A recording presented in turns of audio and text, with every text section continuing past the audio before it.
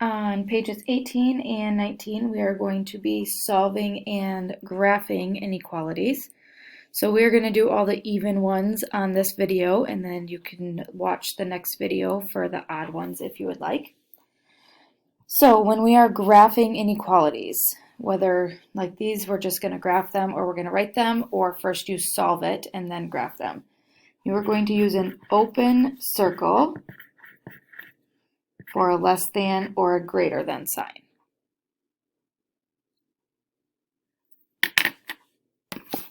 And then you will use a closed circle for less than or equal to or greater than or equal to. So this one you will just draw the circle and then shade left or right. This one you'll draw the circle and you'll color it in. So the reason for that is because if it's strictly less than or strictly greater than, we don't include the number, but it can go all the way up to that number that we are putting the circle on. If it's or equal to, that tells us we can use it. So when we look at number 2, it says x is greater than -1. So we would put an open circle at -1, and then we want to shade the numbers that are greater than -1. Here's the great thing about inequalities. As long as your variable is on the left, you can always shade to which way it's pointing. So this one is pointing to the right, so you shade to the right. Number 4, x is less than or equal to -5, so we would put a closed circle at -5, and then you would shade to the left. Now, some people actually put it above and then just draw a line with an arrow. I am fine with either one. So whichever way you want to do it, if you want to put it above the number line or right on the number line, that's up to you. Okay, but greater than or less than, open circle, because we don't include -1. In this case, for number 4, we do include -5, so it needs to be shaded in. These next two, number 6 and number 8, we have to write the inequality. So again, I always suggest putting the variable on the left. So we can use n, you can use x, whatever you want. We know we're comparing n and 4 because the circle is on 4. Our numbers are greater than or equal to 4. And if you pick a number 6, 6 is greater than or equal to 4, so you know you wrote it correctly. Number 8, we have the number, and then we have -3. Again, it's to the right, only this time it's open, so it's going to be strictly greater than. So drawing an inequality and then writing one from a graph. The majority of this is going to be spent solving and then graphing inequalities. So you solve the inequality and then you graph your answer. When you solve an inequality, you basically imagine that it's an equal sign. There is one exception though. You must flip the inequality sign. So if it's greater than, it becomes less than, or vice versa. When you multiply or divide by a negative number. So if anywhere in your steps of solving inequality, you multiply or divide by a negative number, you have to flip that sign around. It's going to be really important to check your answers once you have them answered and graphed for inequalities. So looking at number 10, we have a 6 and we have a 2 to get rid of. So we have division and addition. We get rid of the +2 first. So we need to subtract 2 from both sides. X over 6, those cancel out, is greater than -3. -1 minus 2 is -3. To get rid of divided by 6, I have to multiply by 6, multiply by 6. X is greater than -18 would be my answer. So this is half of the answer. The other half is you need to graph it. So whatever number you get as your answer, you're going to put that right in the middle of your number line, and then you're going to fill in the rest of them. In fact, I don't care if you even skip a line. So if you wanted to say this is -17, so this is -16, This would be negative 19, so that's negative 20. If you just want to put those three numbers on there, that's fine. Or if you want to fill them all in, negative 16, negative 15, negative 19, negative 21. All right. Greater than, so we have an open and then to the right. Again, as long as you have your variable on the left, you can shade to whichever way it's pointing. What's really important when you check your answer is you do not check the number that you have the circle on. If we plugged 18 in here and we plugged it in, you should get negative 1. We want to make sure that we are shading to the correct direction. So you need to pick a number that's over here. And it doesn't matter. Negative 17, negative 16, negative 15, it does not matter. I'll just do negative 17 because that's our first one. Negative 17 divided by 6 plus 2. You're going to get a decimal. You need to make sure that number is actually greater than negative 1. And I know that's a little bit tricky, but this number is a little bit bigger than negative 1. If you think about on a number line, this would be a little bit to the right of negative 1. So that is greater than.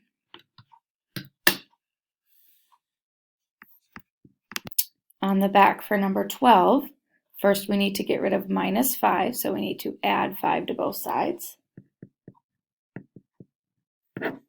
X over negative 8 is less than negative 2 plus 5 would be positive 3. To get rid of divide by negative 8, we have to multiply by negative 8. So this is where we multiplied by a negative, so that means we need to flip the sign. X is greater than negative 24. So again, put negative 24 in the middle. This would be negative 23, negative 22, negative 25, negative 26. We would have an open circle and shade or draw your arrow to the right. So again, I'm going to really say that you should check your answers, and when we check, we plug in a number over here. So I'll plug in negative 22. Negative 22 divided by negative 8 minus 5. And we get negative 2.25. We need to make sure that's smaller than negative 2. And it is. If you went on a number line, negative 2.25 would be left of negative 2. If you would have forgotten to flip the sign like you were supposed to, you would have shaded this direction. So let me plug in negative 26 divided by negative 8 minus 5. Negative 1.75 is not less than negative 2. So that's how you would say, oh, wait a minute, something went wrong. So you need to check if your work is wrong as far as the number goes. The number is right. It's the fact that you didn't flip your sign. So that's why you want to always check to make sure you did the correct thing. For number 14, first we need to get rid of 3. This goes with the 4x. This is a positive 3, so to get rid of positive 3, we need to subtract 3 from both sides. Make that go away. Negative 4x is less than 28.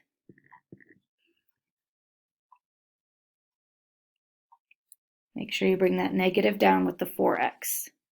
Divide by negative 4, divide by negative 4 means we need to flip the sign and get x is greater than negative 7. So again, put negative 7 in the middle, negative 6, negative 5, negative 8, negative 9. We would have an open circle and go to the right.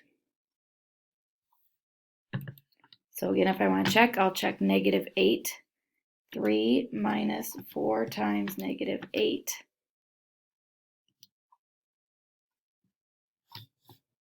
Sorry, I need to check negative 6. There we go, and we get positive 27, which is less than 31.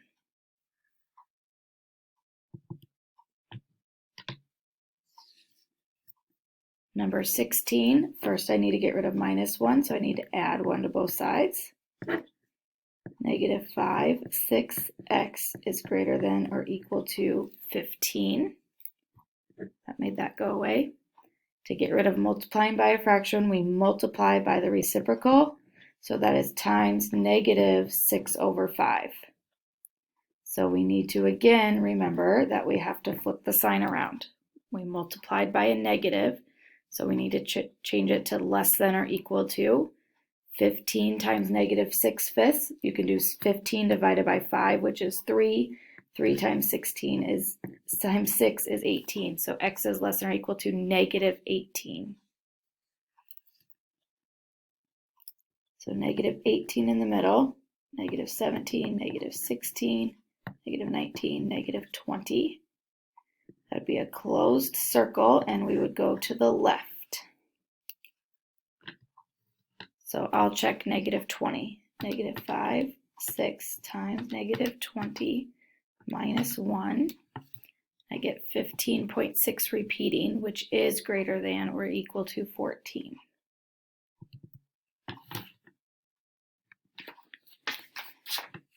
$18 is trying to trick you. First, you need to subtract 6 from both sides. The opposite of x, you don't say negative x, you say the opposite of x is less than or equal to 8.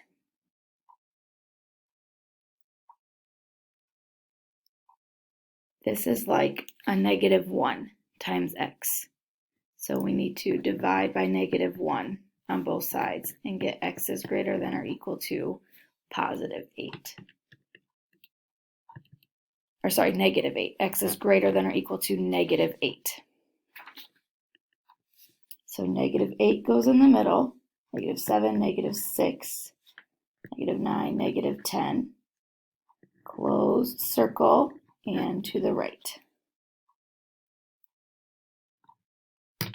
7 minus negative 6 gives us 13. 13 is less than or equal to 14. So we did that one correctly. And finally, number 20, this is one of those big fraction problems. So you actually need to get rid of the negative 2 first. You cannot subtract 11 because 11 is above the division sign. So we need to multiply both sides by negative 2. So that means in this first step, I already need to flip the sign because I multiplied by a negative 2. So it's not only in the last step, it's any step. If you multiply or divide by a negative, you have to flip. So x plus 11 is greater than 4. Subtract 11, x is greater than negative 7. Negative 7, negative 6, negative 5, negative 8, negative 9. Open circle to the right. When you type these in, remember you need parentheses. Negative 6 plus 11 divided by negative 2. Negative 2.5 is smaller than negative 2.